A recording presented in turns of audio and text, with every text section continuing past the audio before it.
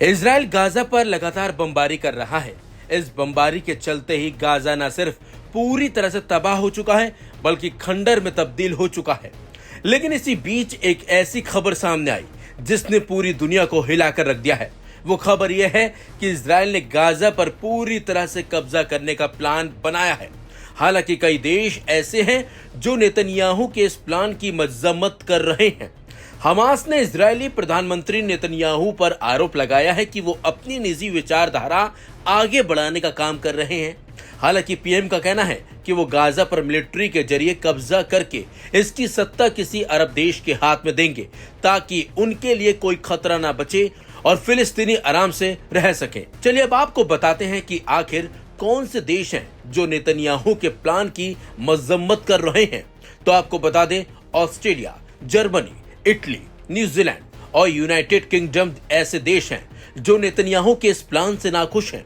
सभी देशों के विदेश मंत्रियों ने शुक्रवार को इजराइल की सुरक्षा कैबिनेट के गाजा में बड़े पैमाने पर नए मिलिट्री ऑपरेशन शुरू करने के फैसले की कड़ी निंदा की है। इन मंत्रियों ने एक साझा बयान में कहा कि इजराइल सरकार की ऐलान की गई योजनाएं अंतर्राष्ट्रीय मानवाधिकार कानून का उल्लंघन कर सकती हैं।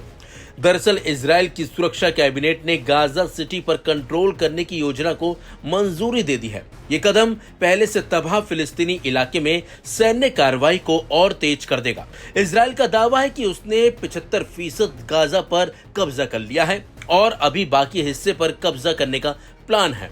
करीब 2 साल से जारी इस जंग को लेकर देश और विदेश में इजराइल की आलोचना भी तेज हो गई है। Aim right, achieve big. At KR Mangalam University, we provide you the platform to turn your dreams into reality. At KR Mangalam University. अंतर्राष्ट्रीय समुदाय में इस बात को लेकर चिंता बढ़ने लगी है कि नए हमलों से गाजा की मानवीय स्थिति और भी खराब हो सकती है। फिलहाल गाजा में खाना, पानी, दवाई और दूसरी चीजों की भारी कमी है। मिलिट्री ऑपरेशन तेज होने से इस समस्या में और इजाफा हो सकता है। वहीं इजरायली मीडिया के मुताबिक नेतन्याहू को अमेरिकी राष्ट्रपति डोनाल्ड ट्रंप से फटकार भी लगी है। दरअसल नेतन्याहू ने दावा किया था कि गाजा में किसी तरह की भुखमरी नहीं है और ये हमास का चलाया हुआ झूठा कैंपेन है। उधर दूसरी तरफ ट्रंप ने पीएम के इस दावे को खारिज करते हुए उनसे फोन पर बात की थी। रिपोर्ट्स के मुताबिक इस दौरान ट्रंप ने उन्हें काफी फटकार भी लगाई है, यानी कि ट्रंप भी कहीं ना कहीं अब नेतन्याहू के खिलाफ खड़े होते दिख रहे हैं। लेकिन जिस तरीके से ईरान पर हमला हुआ था जिसमें इजराइल को अमेरिका ने पूरा समर्थन दिया था, वो भी कहीं ना कहीं दुनिया के सामने साफ हो चुका है कि इजराइल के साथ कहीं ना कहीं अमेरिका खड़ा है। लेकिन अब ट्रंप ने गाजा को लेकर नेतन्याहू को फटकार लगाई है। लेकिन जिस तरह से नेतन्याहू प्लान बना रहे हैं कि गाजा पर कब्जा किया जाएगा, वो काफी डरावना साबित आने वाले समय में हो सकता है।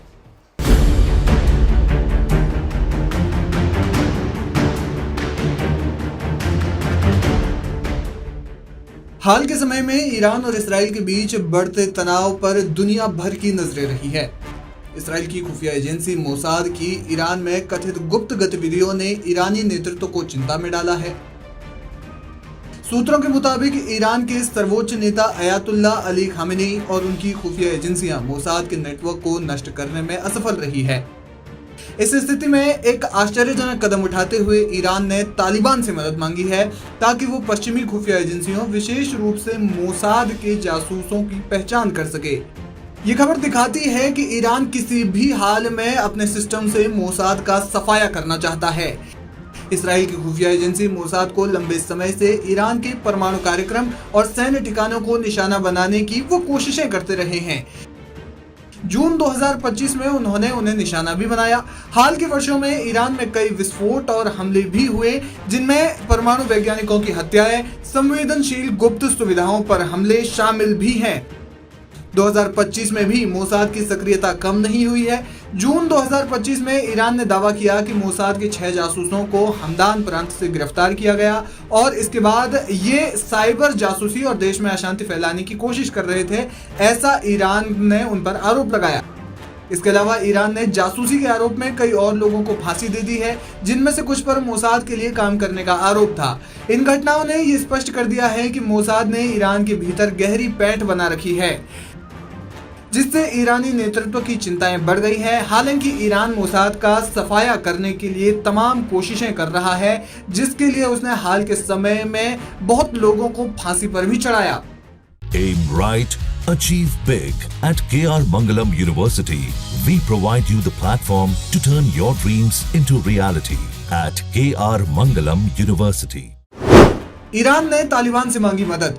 ईरान ने मोसाद को सबक सिखाने के लिए अब तालिबान से मदद मांगी है। खबरों के अनुसार ईरान ने तालिबान से एक ऐसी सूची मांगी है जिसमें ब्रिटिश खुफिया एजेंसी MI6 और अन्य पश्चिमी एजेंटों के नाम शामिल है। इस सूची कथित तौर पर ब्रिटेन से गलती से लीक हुई थी और तालिबान के पास उपलब्ध है। ईरान का मानना है कि इस सूची की मदद से वो मोसाद के जासूसों की पहचान कर सकता है और पश्चिमी देशों, खासतौर पर अमेरिका और ब्रिटेन पर दबाव बनाकर इसराइल को रोक सकता है।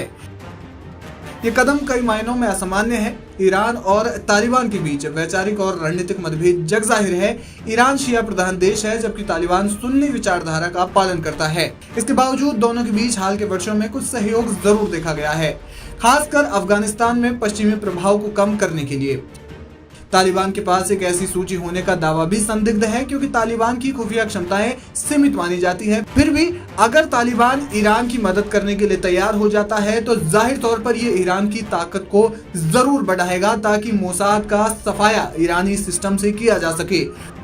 मोसाद के खिलाफ अपनी लड़ाई को तेज करने के लिए ईरान ने आंतरिक स्तर पर भी कठोर कदम उठाए हैं।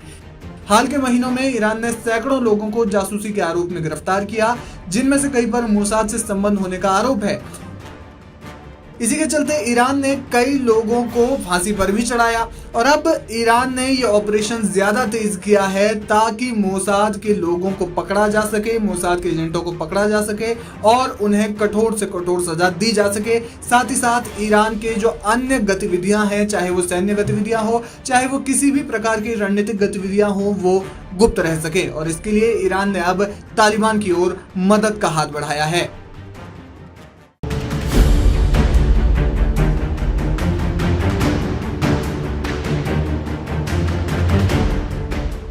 दुश्मनों की भाषा जब खुद अपने बोलने लगे तो विश्वास एक पल के लिए नहीं होता, लेकिन जब उनका इतिहास खोजते हैं तो पता लगता है असल में अपने ये नहीं, इनसे कई गुना बेहतर दुश्मन ही है।